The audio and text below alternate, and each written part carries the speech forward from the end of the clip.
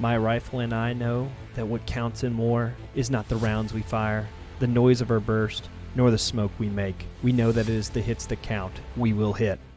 What's up, scholars? It's your professor here, Enlightened Enlisted, and that opening line is from the Marine Corps Rifleman Creed. Appropriate since I'm going to be talking about how to be a better rifleman here in Hell Let Loose. This guide is going to be using my experience not only in the game, but also my time in the United States Marine Corps. So let's get into this. First thing we need to address is your mindset. If you aren't a milsim player, then Hell Let Loose will be a new era in your gaming experience. While not 100% a milsim game, it is unforgiving for players who are feeling like running and gunning. The Rifleman is the basic class. There is nothing special about it, and you will find yourself significantly outgunned in CQB engagements. Your lack of firepower is going to be a huge factor to how your playstyle is, and we'll go into that a little bit later in the video. If you have never heard of the OODA loop process, that is an acronym that is taught to all Marine recruits at boot camp. It stands for Observe, Orient, Decide, and Act.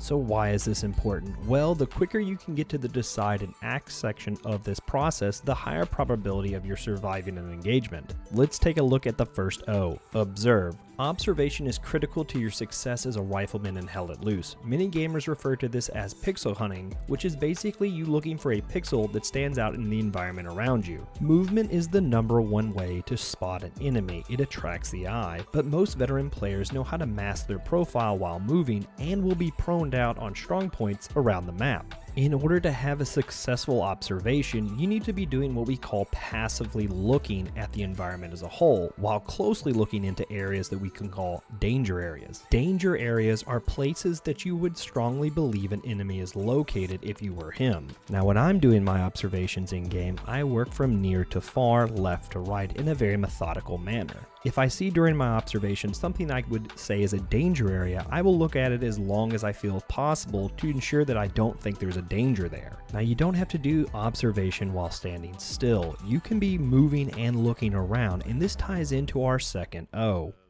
Orient. To orient yourself, you need to have an observation mindset and say to yourself, where am I in relation to friendly forces? Where would the enemy most likely be coming from? And where do I want to go? Look for cover and move from spot to spot. The rifleman should be pinging all the time his observations of enemy locations off in the distance. This will allow squad members to orient themselves to the best position in order to engage. This will also allow the squad leader to communicate to higher command where the enemy is moving to. I will usually ping an enemy before I even engage when possible. When you orient yourself, it stresses that you move with squad members or at least friendly forces. Remember, you are outgunned in a lot of engagements, and the more guns you have in a gunfight, the better off you are at winning that. If you do these two steps actively throughout the game, your reaction and thought process will be faster than your opponents, who are most likely just passively observing. You don't need to orient yourself, you've already done that, so you can decide on the best course of action and then act upon that. OODA loop is a key principle of any role, but the rifleman is the grunt of the battlefield, and failure to do so will spell disaster for you. Now that we have your mindset right, let's talk about the rifle and how effective it is. I know that I stressed earlier that usually you're outgunned by most classes in this game, but that doesn't mean you can't rack up a significant amount of kills in the game. One of the best practices I can share with you is waiting for a clear shot. Far too often I see players that see an enemy that's like 300 meters running along a wall with just his head sticking out of the stone. If you're new to the game, the likelihood of you hitting that shot is slim to none. It is much better for you just to ping that target and move on, or at least track that target to a kill zone. A kill zone is where that enemy will have no cover or is likely to stop moving. And when you're ready to take that shot, shoot 1 or 2 rounds at them, then wait. This is the hardest part for newer players. If you continuously keep shooting, you're going to give away your position. People are great at zoning in on the sound and giving them a general location of yours. When you keep firing a bunch of rounds, that little puff of smoke that comes out of the end of the barrel, people can actually see that. Even if you miss, they are less likely to be able to orient themselves towards your location, and then they'll generally have to start actively searching for you. When this happens, it usually draws out most of their teammates that are around, and then you get to make the decision on your own terms. Do you re-engage or break contact. Sometimes the latter is the best option. Remember, you never want to have a fair gunfight. On the flip side, if you're taking incoming fire, you should seek cover quickly if the shots are far away. If they are close, then you need to aggressively push the shooter. Use violence of action to overwhelm the guy that is shooting at you. This is easier with the M1 than the Kar 98, I will admit, but it can be done with both. Also, don't forget that the rifleman carries frag grenades, a powerful weapon at the disposal of the infantryman. Frag them out as you push over open ground. The worst thing you can do is hug cover as the enemy maneuvers on you. Now what I'm doing right here is actually holding down a flank on the left to cover my advancing squad on the right. This brings me to my next point of the rifleman's responsibility.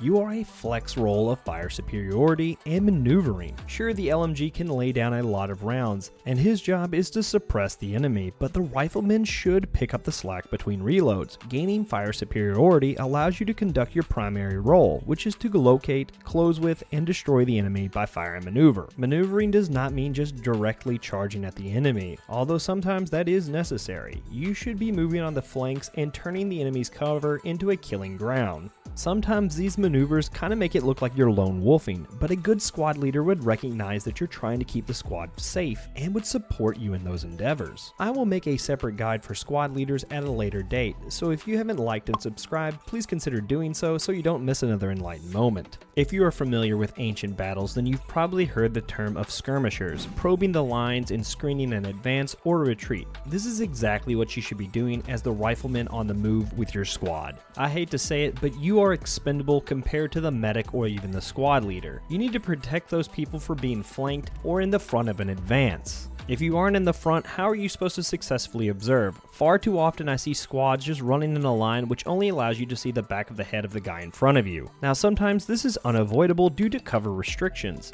but when you can, be sure to spread out and cover those flanks or in the front. If you wanted to get real technical with your playstyle, you could try to copy some of the infantry formations that are used in today's military, such as the wedge or even the echelon, but honestly this is a game and it's just better just to stay spread out. You want to have fun. Who, what, when, and where. In the Marines, we call that an ADREC, which stands for Alert, Direction, Description, Range, and Assignment. Now, you're not going to have to worry about assignment. That is more for the squad leader again, but the first A, alert, is just something saying like contact right or contact far. Simply pinging the target will also do. D, description, should be how many of what you are seeing. Remember, a tank is a big difference than 3 dudes. For the other D, distance, I like to keep it simple. Just say near or far. You don't want to be trying to get into all these like 300 yards, 20 yards inward or anything like that. Just say near or far. And honestly, if you just use that ping button, you don't really even have to worry about this too much because that should give the teammates a general location where to look. The big takeaway is you need to be clear and concise with what you're seeing and where it's at. Because I promise you, the longer you play Hell Let Loose,